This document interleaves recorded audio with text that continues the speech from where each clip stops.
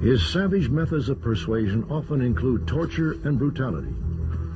Vyacheslav Ivankov is one of the most feared and respected criminals to emerge from the former Soviet Union. There are those who say Ivankov's reputation is more fiction than fact. What is clear? Vyacheslav Ivankov fled Russia and came to the United States with an agenda.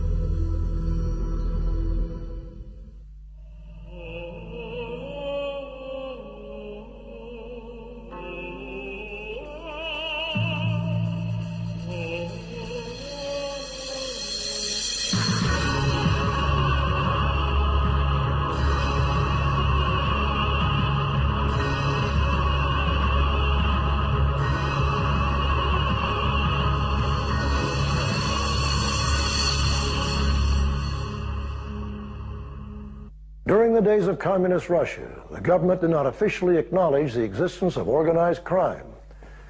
Racketeering was thought to be an American occurrence, giving Soviets a sense of pride.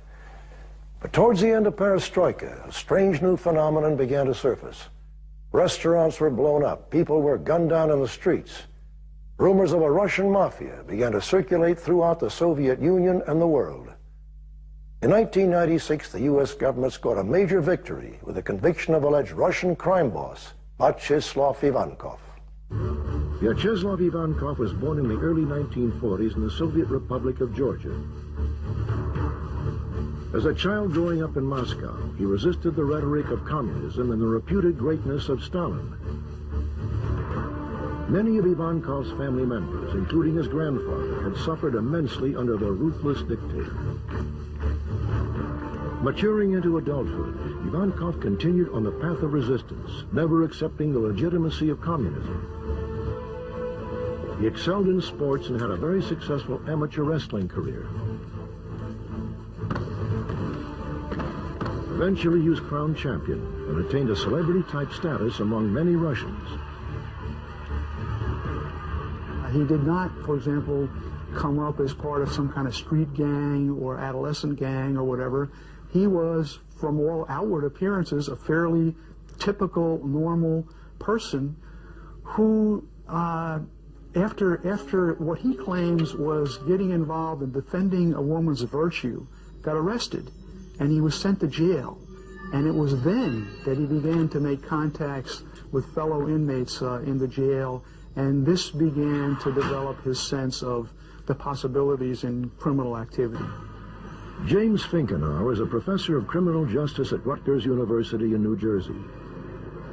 He has authored 6 books, most recently The Russian Mafia in America, which takes an in-depth look at Soviet emigre in the United States and their roots in the former USSR. Vyacheslav Ivankov's nickname is Yaponchik. Yaponchik in Russian means little Japanese. As I understand it, the attachment of this nickname to him came about because his face has a certain Asian cast to it. Upon his release from prison, Ivankov began his life of crime, capitalizing upon the Soviet Union's thriving black market economy.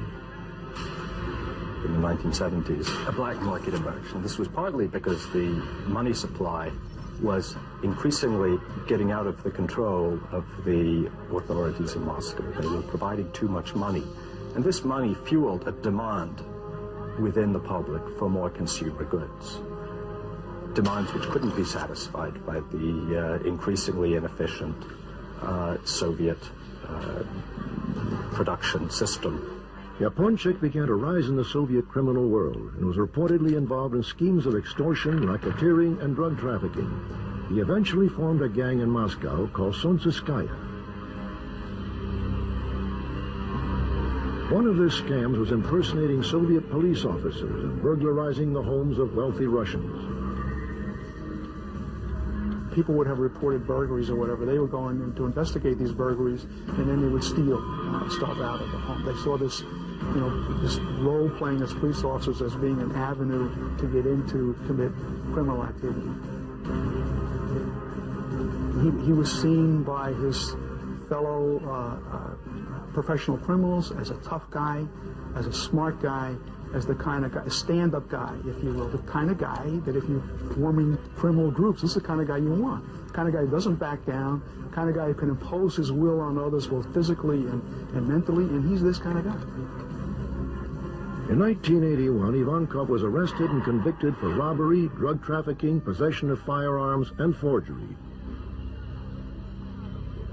He was sentenced to serve 14 years in one of the Soviet Union's toughest Siberian prisons. While in prison, Ivankov's stature and reputation continued to grow. He was a hardened criminal who stood up to communists and fought to reform the Soviet prison system.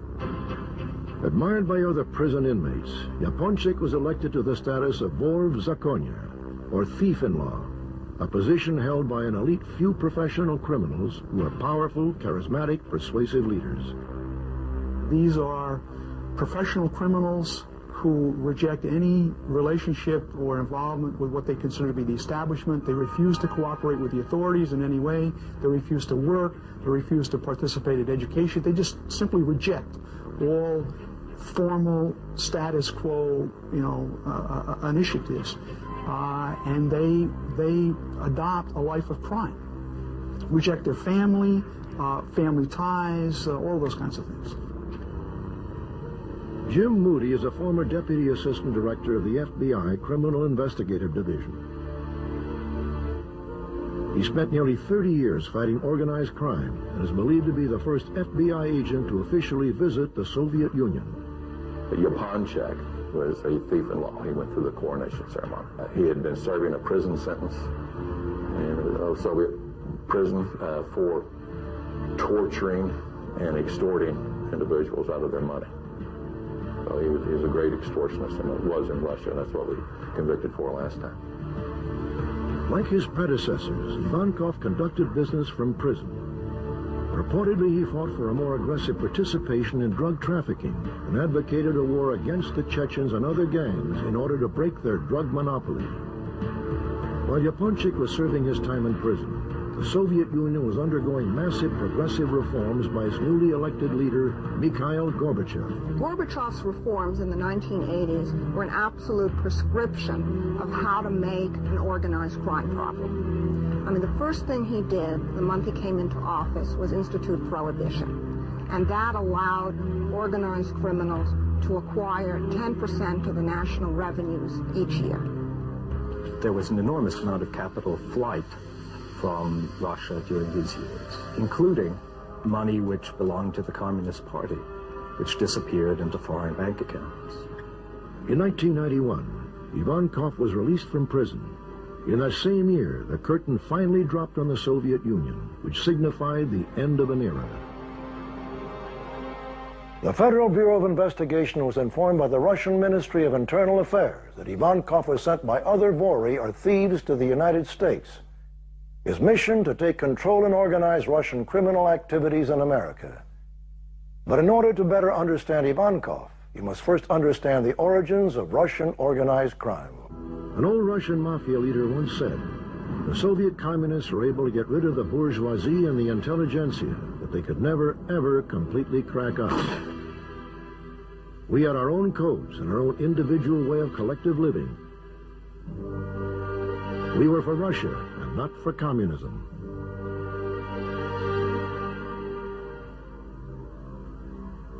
By the turn of the 20th century, Russia's borders extended from Afghanistan to China, with extensive territory along the Pacific coast.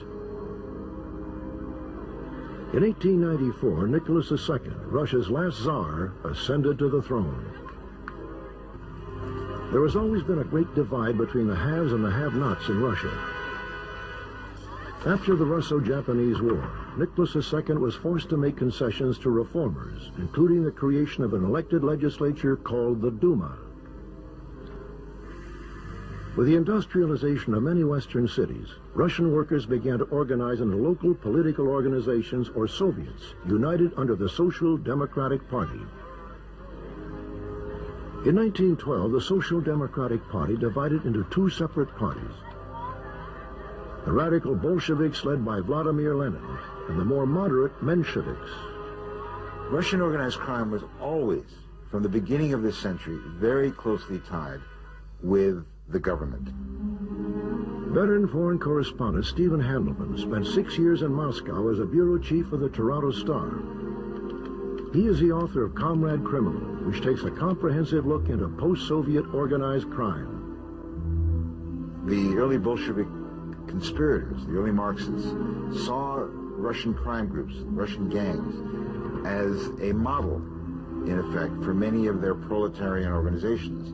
One of the reasons was because of their very close hierarchical paramilitary structure.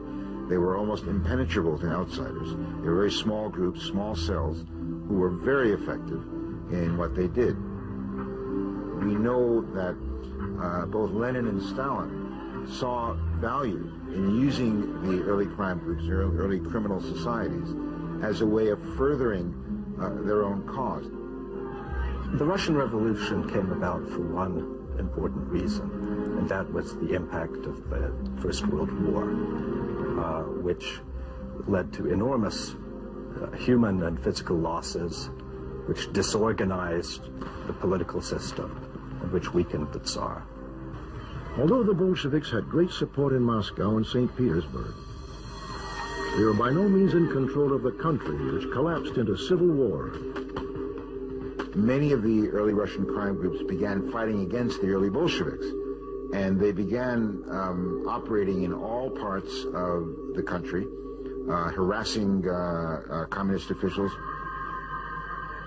After the death of Lenin in 1924, Joseph Stalin became dictator of the newly formed Union of Soviet Socialist Republics, or USSR.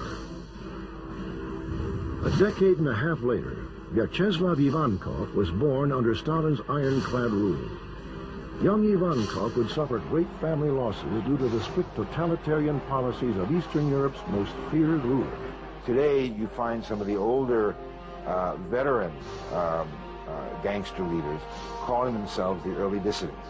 They were the real dissidents in the Soviet state because they actually felt that the communist system was anti-Russian, anti-God, just about everything they believed in. And they saw themselves as the real carriers of the Russian tradition. They themselves called the Vorovskoy Mir, which is the thieves' world. And it was a world of very small, tightly organized criminal groups which were brought together by a very strict and hierarchical code. The leaders of these groups, who were called thieves in law, which meant really thieves within their own law, they were called vori.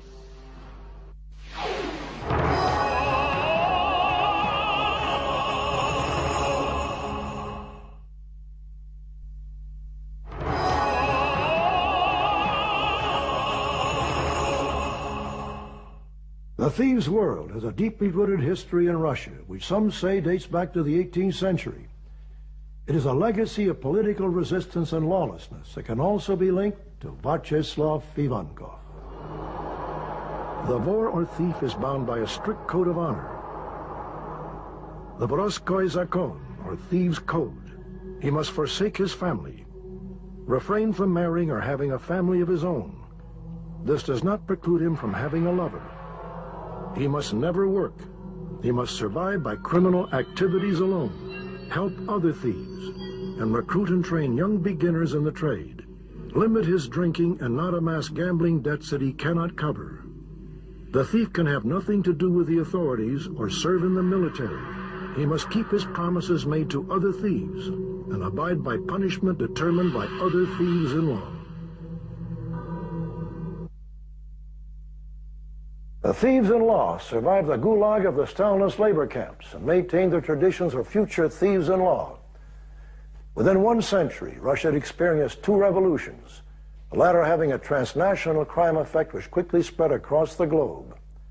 In America, Russian organized crime activities have been reported in more than 20 states, with staggering economic criminal activities in New York, Los Angeles, San Francisco, and Miami. In 1991, Ivankov was released from a Siberian prison after serving only 10 years of his original 14-year sentence. Like so many prominent Russian mobsters in the late 1980s, he had high-level political connections. Again, the claim, the basis of his ostensibly early release from prison is that he, through some others, bribed the judge to order his release. he consequently did get his release. He was well connected at high levels. For example, one of his contacts was with a person by the name of Yuri Chebanov. Yuri Chebanov was Brezhnev's son-in-law. Chebanov himself ultimately went to prison for being involved in various kinds of frauds and schemes in Uzbekistan. But it shows you that Ivankov is not a nobody, that Ivankov, because nobodies were associated with people like the son-in-law of the head of the Soviet Union. It has been reported that soon after Ivankov's release from prison, a meeting of major significance took place in a region called Vedensevo, outside of Moscow, in December of 1991. In the last month of 1991, the same month that the hammer and sickle came down over the Kremlin, a large group of Soviet Mafia leaders, Russian Mafia leaders, met in Dasha, outside Moscow. They'd had many councils and many meetings in the past. This was one of their ways of arranging the government, so to speak, or the governing bodies of crime in the old Soviet Union. And on their agenda, on the top of the agenda, was what to do as the system was imploding around them. These powerful Russian mobsters gathered to plan the criminal migration into the U.S. The individual allegedly chosen to organize the Russians' criminal enterprises in the United States was Russian high-ranking Vor Vyacheslav Ivankov. So in this meeting and over a series of other meetings in 1992, the early part of 1992, they began working out how to develop a new structure. But with this structure came conflicting interests for the first time among the various groups. By early 1992, Ivankov had entered the U.S. and settled in the Brighton Beach section of Brooklyn, New York. Brighton Beach houses one of the largest Russian communities outside of Russia's borders.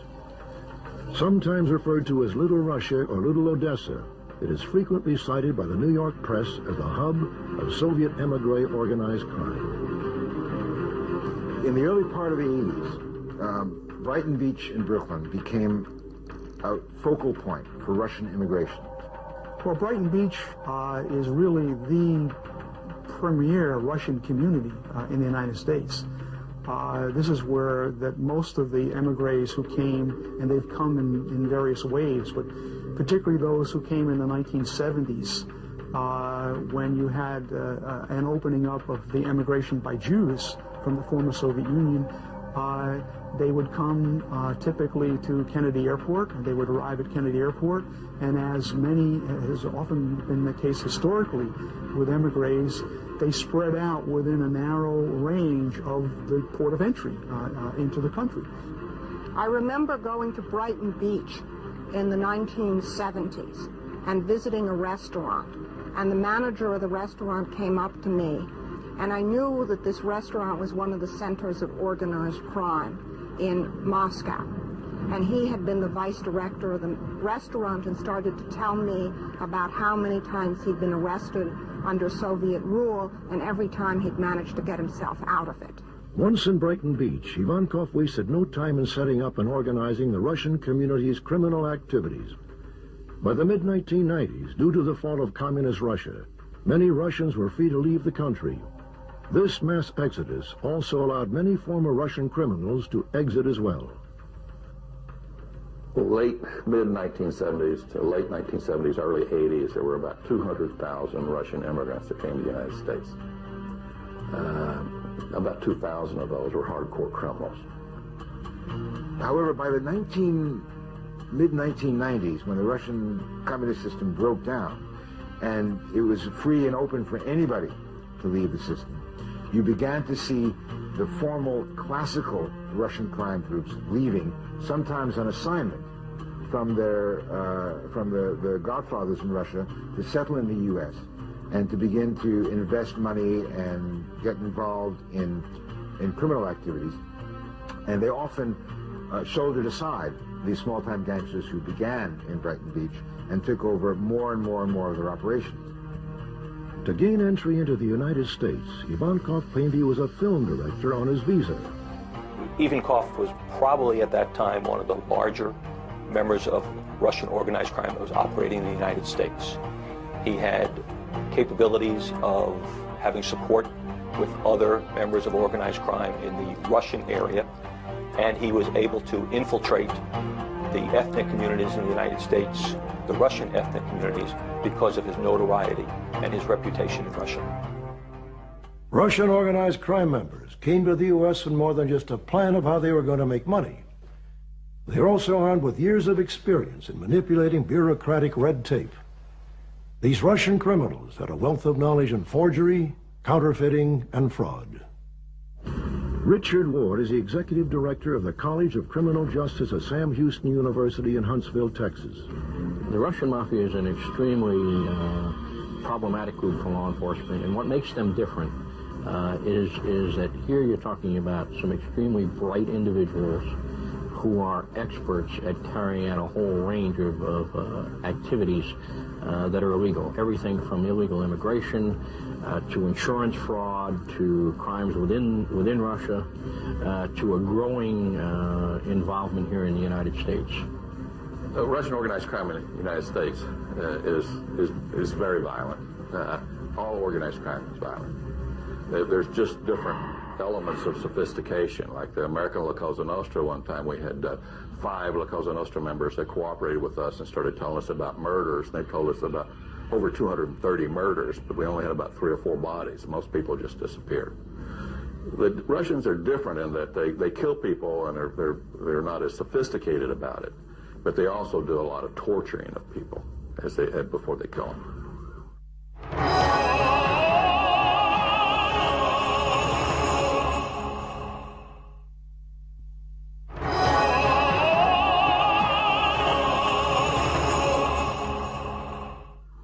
One of their most profitable and sophisticated schemes was so complex it confounded all but the highest levels of law enforcement. This scheme was called the daisy chain. Russian criminals perpetrated this fraud by first creating a fictitious company which would purchase fuel from the state of New Jersey and transport it across state lines into New York. There, the fuel was shipped to a second fictitious company, which was set up to forge tax documents sent to a third fictitious company. This third company would then distribute the fuel to the public and then collect the federal and state taxes. These taxes were pocketed by the criminals. By the time the government attempted to collect the taxes, the companies had vanished without a paper trail. The daisy chains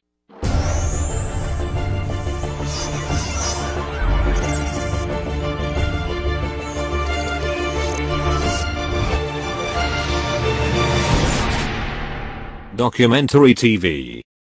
I mean, this is the personification of the Russian criminal mentality, because, I mean, these guys who are now involved in crime here, for the most part, came out of the old black market system that operated in the Soviet Union.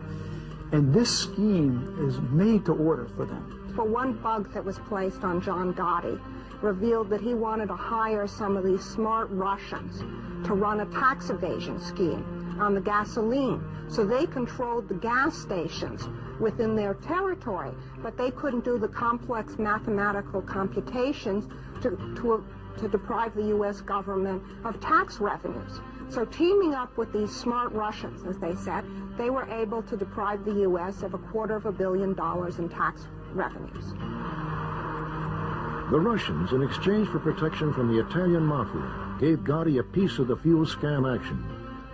Vyacheslav Ivankov, who in Russia had admired the New York mob boss, would attempt to emulate his idol and take control of Russian organized crime in America. Ivankov posed as a police officer and entered homes under the guise of official business. He was a thief, he was a thug, but he was smart, and he was in New York. He became the personification of the so-called Russian Mafia in America, particularly in the eyes of law enforcement and the New York press. As the highest-ranking member of the thieves' world in America, Ivankov brought with him a legacy of brutality and a tradition of surviving outside of governing rules. To say that he was the major figure in the United States, yes, he was. There's no question in our mind about it. There was no question in the Russian authorities' mind about it. You have to kind of understand that Ivankov's reputation is even bigger in Russia than it is in the United States. The news of his arrival in Brighton Beach sent fear throughout the community, which would ultimately become his base of operation. Japonchik quickly began to organize and establish front companies for his illegal activities. The illegal activities that he was in were extortion, prostitution, some gambling, narcotics. And he never really left extortion. He was always involved in extortion. And he also was very active in money laundering. Now, some of the companies that he used in money laundering, we don't know whether they were actually participants in it voluntarily, because he's still a strong-armed man. He's noted for torturing people and extorting them at the same time. So some of the people that were working with him were actually victims at the same time. He paid a Russian woman who had become an American citizen $15,000 to marry him so he could gain resident status. It was business as usual for the career criminal, but the FBI had become aware of his presence in New York and quickly began building their case. Primarily, his base of operation was throughout the metropolitan area, New York City. But obviously, because of his ethnic background in the Russian community, he spent a lot of time in Brighton Beach because of the community nature, because of the people that were there. He also spent a lot of time in Miami, Los Angeles, and Denver, and he was able to utilize contacts in those communities with other members of the Russian community to foster his criminal activities. I first became aware of Ivankov whenever I was talking to the Russian authorities and asked them to help us identify the major criminals in the United States that came out of Russia. And they provided me the name of Ivankov. Well, when we first started looking at Ivankov, he was bouncing from one city to another. He was primarily in New York City, but he was in Boston, and he was in Denver, and he was in Los Angeles, and he was in Miami, and he was in San Francisco. Then he may go back into Russia to meet with other thieves. So he was bouncing around. And we had a difficulty in identifying where he really was or who he really was. And we found out later, whenever he was arrested, that he actually had 7 passports. As you investigate organized crime, there's a few things that you have to understand dealing with professional criminals. Their strength is their secrecy. Their weaknesses is their secrecy. But their weaknesses also is they cannot stop conducting illegal activity. If they ever stop conducting illegal activity, they lose their position in organized crime. So regardless of what's going on, they have to continue conducting illegal activities. The Ivankov investigation was initiated in the early 1993 timeframe. We were working primarily ad hoc investigative activities with the New York City Police Department to focus on Ivankov's criminal enterprise. We were able to utilize the investigative expertise from the FBI in Manhattan and also the New York City Police Department to focus on Ivankov's activities. He was primarily active in Russia, but he also had some involvement in some activities in Israel and the United States. Kevin Donovan is a special agent in charge of the New York division of the FBI, which houses the Russian Organized Crime Task Force. In operation since the early 1990s, this special branch investigates organized crimes perpetrated by Soviet emigres. Since the early 1990s, we have worked ad hoc task forces with members of the New York City Police Department and other law enforcement agencies to focus on criminal activities. The use of task forces by the New York office is not something that's new. We have focused on criminal activities in drugs, organized crime, terrorism, and violent crimes through the use of task forces. In 1995, 3 years after Ivankov entered the United States, he became involved in a scheme to extort several $1 million from a Wall Street investment advisory firm operated by 2 Russian-born businessmen. Clearly, they were targeted because they were Russians. They were targeted because they were seen to be successful businessmen in this country. If they're successful businessmen, they must have financial wherewithal. Therefore, they make lucrative targets for this. They also were targets because they still had family back in the former Soviet Union. Apparently, the money that was the target of the extortion had roots in Moscow. Ivankov learned that the two businessmen had been wired several $1 million from a Moscow bank without the usual paper trail. Therefore, everyone involved assumed that the money had been transferred illegally. Wanting to capitalize on the situation, Ivankov had an associate attempt to arrange a meeting. The men refused. Ivankov reverted back to some of the street tactics he perfected in Moscow.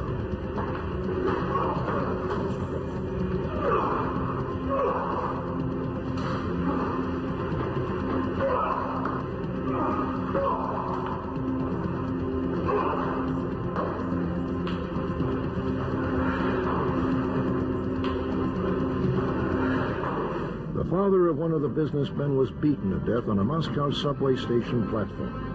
The murder has never been solved.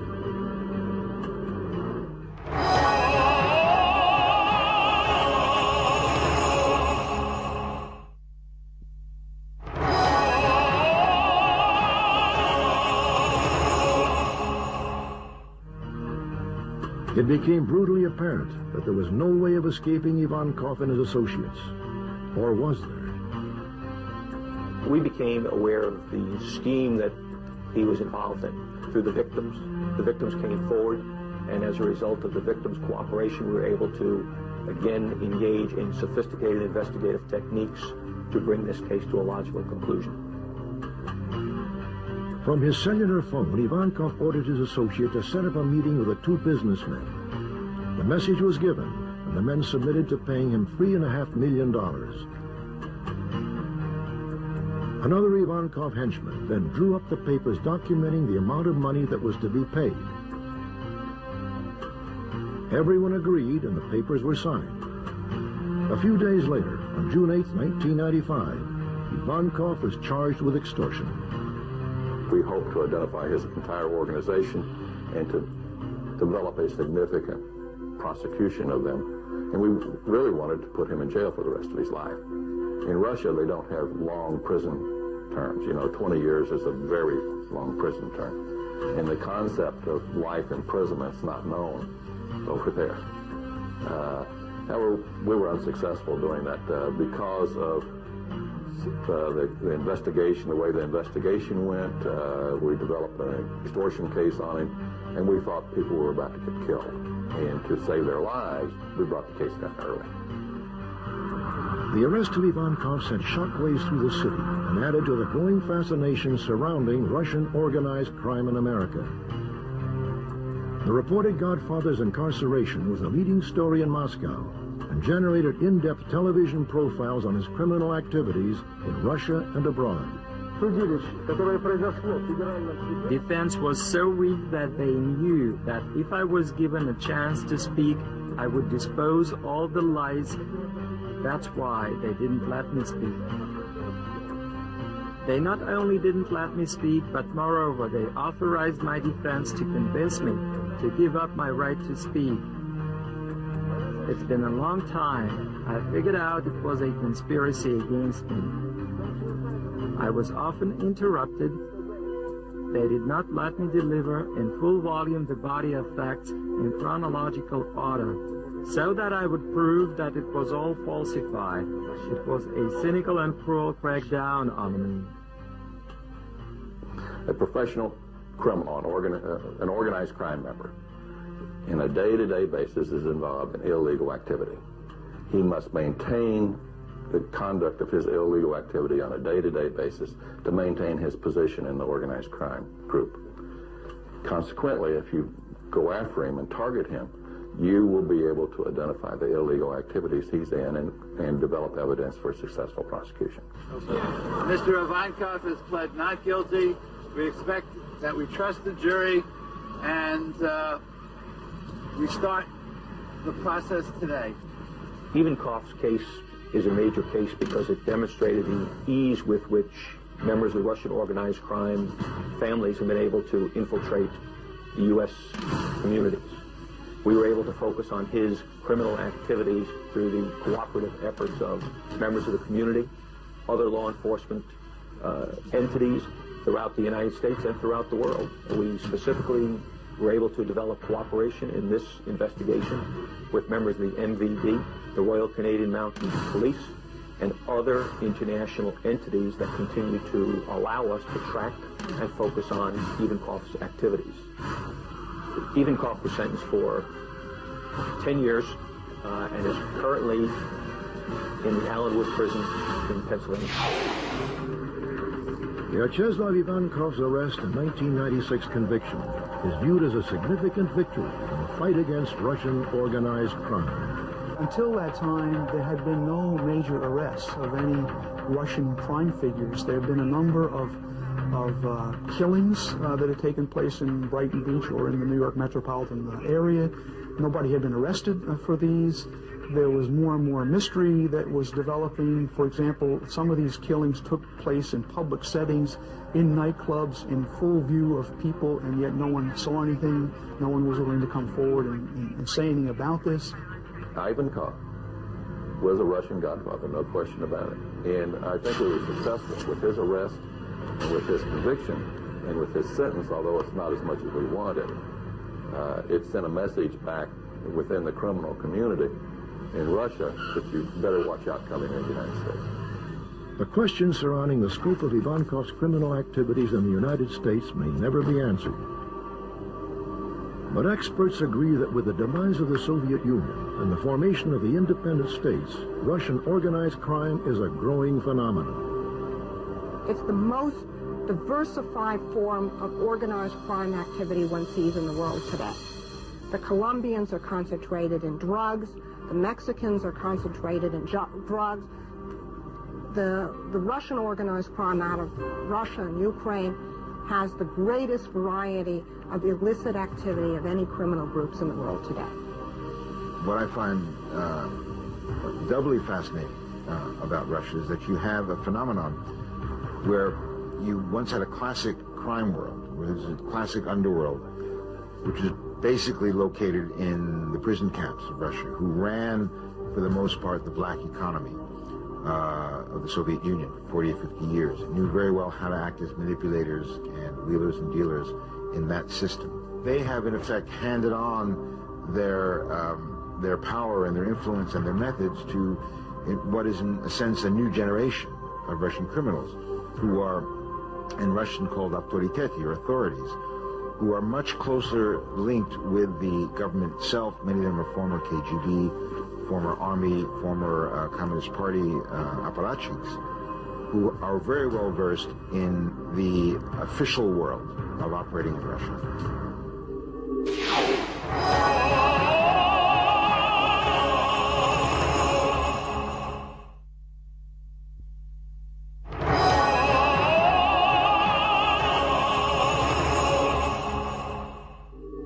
Handelman calls them comrade criminals because they have one foot in legitimacy while the other foot walks in the underworld that thrived in the shadows of communism. The Russians are particularly different than other mafia groups because they have a level of professionalism that really comes from their long record of being able to deal with a very difficult totalitarian system. They know how to get around it, they know how to get around the police, they know how to suborn and corrupt officialdom.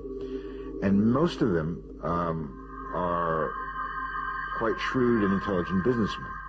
Part of the problem, as we've seen, is the laundering of Russian money into legitimate businesses and their criminal activity through legitimate businesses. What is especially pernicious for the former Soviet Union is that the money moves only out. In Italy, in Colombia, in Mexico, organized crime groups invest in the country, but they don't invest hardly anything in any of the countries of the former Soviet Union. So they're just parasites on their economy without returning any of the capital. A lot of business transactions are cleared in Russia in offshore banks, in Cyprus and in other offshore havens. The reason for this is quite simple: to avoid paying taxes. The mafia does this, but also perfectly public businesses, private businesses do so. In part it's illegal, but there are ways of using offshore havens which are not illegal. The reason is just straightforward profit maximization. If you pay less tax, you have more profits to keep. And that's essentially why some islands in the Mediterranean have been making so much money at the expense of the Russian economy. Post-Soviet organized crime is involved in all kinds of activities. You can find them in the construction industry in different parts of the world. That's one of the prime areas they've moved into to launder money. You can find them in the stock market. We just had a criminal convictions of organized crime manipulating stocks, which is sort of the most advanced side of organized crime activity that you'll see. There are just so many ways for organized crime to obtain huge amounts of money very quickly in an undeveloped, inexperienced banking system. There was always a Russian Mafia. It's not like it's new. It's just that the breakdown, if you will, of the social structure, the breakdown of the economy offered opportunities for the organized criminal groups to take over. And they've taken over a whole large segments, if you will, of the economy. There isn't global law enforcement. That's the problem. And so therefore, there isn't an international law enforcement effort that is capable of addressing this problem. The United States is gearing up to fight organized crime, but they're dependent on dealing with the law enforcement of other countries. And sometimes these crime groups are committing their activities in 7 or 8 different countries simultaneously. It's impossible to keep track of a lot of Russian activities, the laundering of money from country to country, because much of what the Russians do is overtly legitimate, overtly legal, like many other transnational crime groups. Lately, law enforcement in America has had some success, has been able to get into some of these groups, and they've been able to nab a couple of key leaders who've been operating in America. But it's still very much of an uphill battle. To this day, Ivankov proclaims his innocence and believes that his arrest and subsequent conviction was a result of a conspiracy concocted by the FBI and the Russian government. They would never treat in the same way a representative of any other nation. My right for the final word was taken away from me. I tried several times to say something. My defense said no to that. But I was not given the right to through the restrictions of trial regulations. They tried to play on the side of Russia's secret services. My defense, who were American, played on the side of Russian secret services. They said, "We are Americans. Help us with this trial, and next time we will help you with what you need." According to various law enforcement agencies, Vyacheslav Ivankov is just one of the many sharks swimming in an ocean of transnational crime.